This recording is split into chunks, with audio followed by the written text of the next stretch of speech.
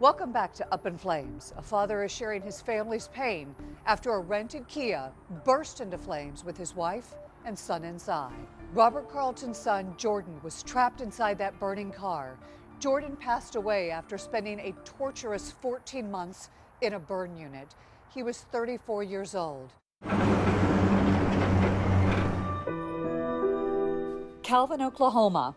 Jordan Carlton grew up in this small town, attending the First Baptist Church with his parents on Sundays. This is where we draw our strength from.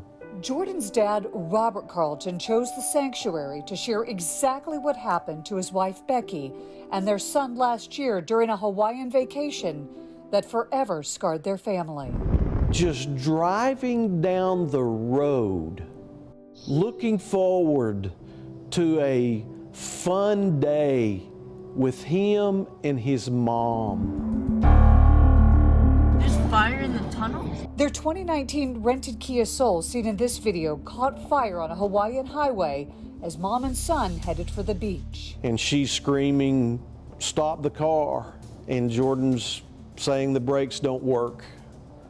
And they're trying to put on the emergency brake, and that's not stopping the car. Robert says his wife told him the flames quickly engulfed the entire car. Becky hears Jordan scream, I'm on fire. Mom, I'm on fire. Jordan's screaming for her to jump, and she's screaming for him to jump. What is that? Becky suffered burn and brain injuries when she jumped from the burning vehicle. But Jordan wound up trapped inside after the SUV came to a stop next to a guardrail. My son received 3rd and 4th degree burns from the neck down. A 4th degree burn is you're burnt all the way to the bone. The bone is burnt.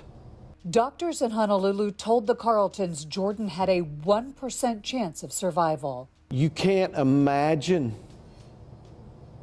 the pain that Jordan went through.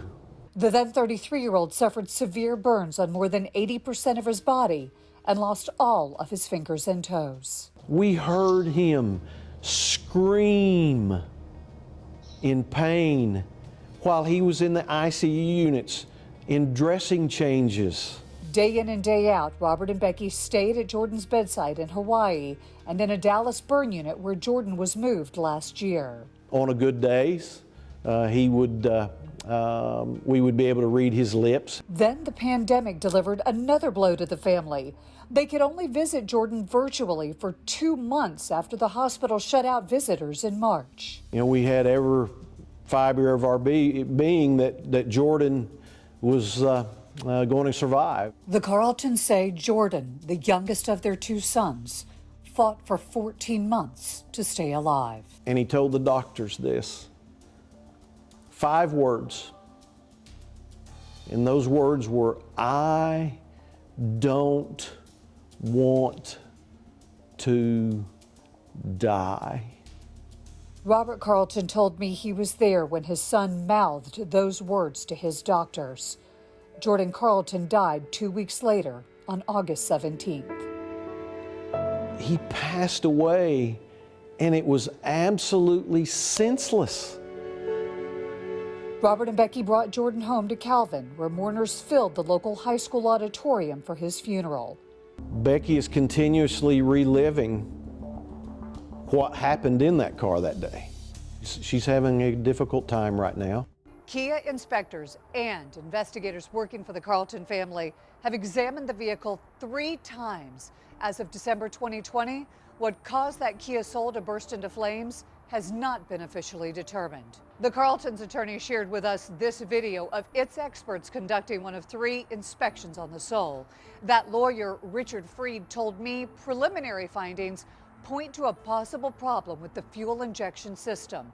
Kia confirms its own experts have also examined the vehicle. A Kia spokesperson told us in an email in June of 2020. To date, we've not been able to connect the fire's cause in any way to any vehicle design or any design defect. As of December 2020, That 2019 Kia Soul model that Jordan was driving has yet to be recalled. As for the family's lawsuit against Kia and the Avis Budget Group, a trial is tentatively set for May of 2021. The rental car company told the I-Team it does not comment on pending litigation. Jordan is the second death that the I-Team has connected to these car fires. 3 years ago, Keith Nash was parked in a 2014 Kia Soul at his mother's apartment building just outside of Cincinnati. His mom, Carol, told me she watched Keith burn alive and heard him screaming for help.